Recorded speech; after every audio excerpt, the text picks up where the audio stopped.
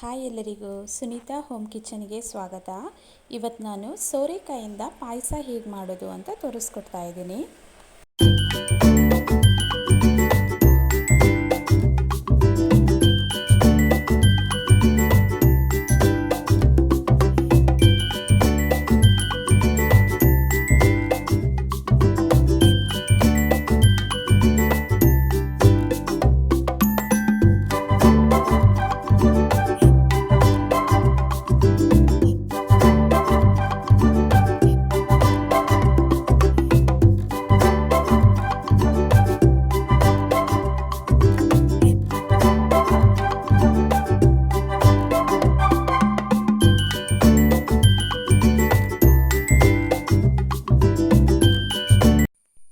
ಸೋರೆಕಾಯನ ಸಿಪ್ಪೆ ತೆಗೆದು ಚೆನ್ನಾಗಿ ವಾಶ್ ಮಾಡಿಕೊಂಡು ಈ ಥರ ಕಟ್ ಮಾಡ್ಕೋಬೇಕು.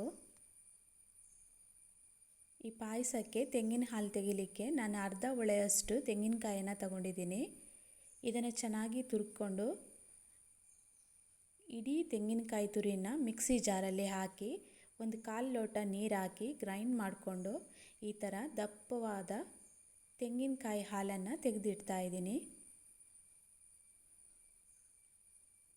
ಅರ್ಧ ಒಳೆ ಕಾಯಲ್ಲಿ 1 ಕಪ್ಪಷ್ಟು ಕ್ರೀಮ್ ಥರ ತೆಂಗಿನ ಹಾಲು ರೆಡಿ ಆಗುತ್ತೆ.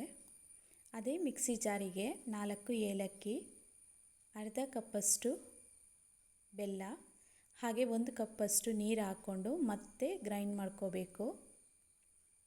ಏಲಕ್ಕಿನೆಲ್ಲ ಹಾಕಿ ಗ್ರೈಂಡ್ ಮಾಡೋದ್ರಿಂದ ಪಾಯಸದಲ್ಲಿ ನಮಗೆ ತಿನ್ನುವಾಗ ಬಾಯಿಗೆ ಏಲಕ್ಕಿ ಎಲ್ಲ ಸಿಗೋದಿಲ್ಲ, ತುಂಬ ಚೆನ್ನಾಗಿ ಪರಿಮಳ ಮಾತ್ರ ಇರುತ್ತೆ. ಕಟ್ ಮಾಡಿಟ್ಟಿದ್ದ ಸೋರೆಕಾಯಿ ಮೇಲೆ ಗ್ರೈಂಡ್ ಮಾಡಿದ ತೆಂಗಿನ ಹಾಲನ್ನು ಹಾಕ್ಕೊಂಡು ಚೆನ್ನಾಗಿ 2 ಪೋರ್ಷನಲ್ಲಿ ಗ್ರೈಂಡ್ ಮಾಡಿಕೊಂಡು ಈ ಥರ ಸೋಸ್ಕೋಬೇಕು.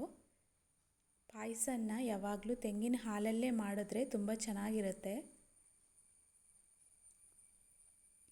ಇದನ್ನು ಒಂದು 10 ನಿಮಿಷ ಮೀಡಿಯಮ್ ಫ್ಲೇಮಲ್ಲಿಟ್ಟು ಬೇಯಿಸ್ಕೊಂಡ್ರೆ ಸೋರೆಕಾಯಿ ಚೆನ್ನಾಗಿ ಬೆಂದ್ಬಿಡುತ್ತೆ. ಅದಕ್ಕೆ ಸ್ವಲ್ಪ ಉಪ್ಪು ಹಾಕ್ಕೊಂಡಿದ್ದೀನಿ ನಾನು. ಜಾಸ್ತಿ ಉಪ್ಪು ಹಾಕೋಕ್ಕೆ ಹೋಗಬಾರ್ದು, ಬೆಲ್ಲದಲ್ಲೂ ಉಪ್ಪಿರುತ್ತೆ. 1 ಮುಷ್ಟಿಯಷ್ಟು ಬೆಣ್ತಕ್ಕಿಯನ್ನು ತಗೊಂಡಿದ್ದೀನಿ.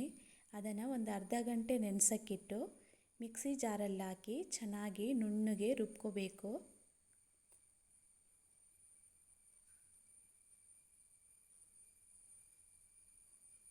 ಹತ್ತು ನಿಮಿಷ ಆದಮೇಲೆ ಸೋರೆಕಾಯಿ ಚೆನ್ನಾಗಿ ಬೆಂದಿರುತ್ತೆ ಮೀಡಿಯಮ್ ಫ್ಲೇಮಲ್ಲಿ.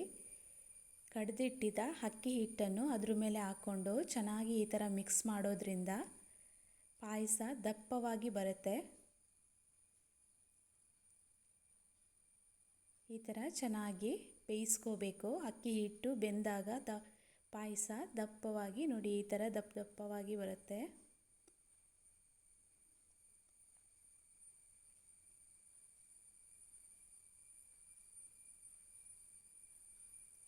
ಇದಕ್ಕೆ ಕಡ್ದಿಟ್ಟಿದ್ದ ತೆಂಗಿನಕಾಯಿ ಹಾಲನ್ನು ಇದ್ರ ಮೇಲೆ ಉಯ್ಕೋಬೇಕು. ತೆಂಗಿನಕಾಯಿ ಹಾಲು ಹಾಕಿದ್ಮೇಲೆ ಜಾಸ್ತಿ ಬೇಯಿಸ್ಕೊಳ್ಳೋಕೆ ಹೋಗಬಾರ್ದು. ಸ್ಲೋ ಫ್ಲೇಮಲ್ಲಿ ಚೆನ್ನಾಗಿ ಮಿಕ್ಸ್ ಮಾಡಿಕೊಂಡು ಒಂದು ಕುದಿ ಬರ್ಸಿದ್ರೆ ಸಾಕು.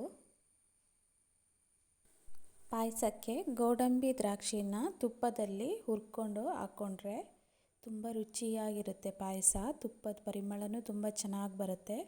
1 ಮುಷ್ಟಿಯಷ್ಟು ಗೋಡಂಬಿ ಹಾಗೆ 1 ಮುಷ್ಟಿಯಷ್ಟು ದ್ರಾಕ್ಷಿ ಹಾಕ್ಕೊಂಡು ಚೆನ್ನಾಗಿ ಹುರ್ಕೊಂಡು ಪಾಯಸದ ಮೇಲೆ ಹಾಕೋತಾ ಇದ್ದೀನಿ. ಇವಾಗ ತುಂಬ ಚೆನ್ನಾಗಿರೋಂಥ ಸೋರೆಕಾಯಿ ಪಾಯಸ ರೆಡಿಯಾಗಿದೆ. ಐ ಹೋಪ್ ನಿಮಗೆಲ್ಲರಿಗೂ ಈ ವಿಡಿಯೋ ಇಷ್ಟ ಆಗಿದೆ ಅಂತ ಅಂದ್ಕೋತೀನಿ. ಇಷ್ಟ ಆಗಿದರೆ ದಯವಿಟ್ಟು ಒಂದು ಲೈಕ್ ಮಾಡಿ. ಯಾರೆಲ್ಲ ಹೊಸಬ್ರು ನನ್ನ ಚಾನಲ್ನ ನೋಡ್ತಾ ಇದ್ದೀರಾ ದಯವಿಟ್ಟು ಸಬ್ಸ್ಕ್ರೈಬ್ ಮಾಡಿ. Thank you.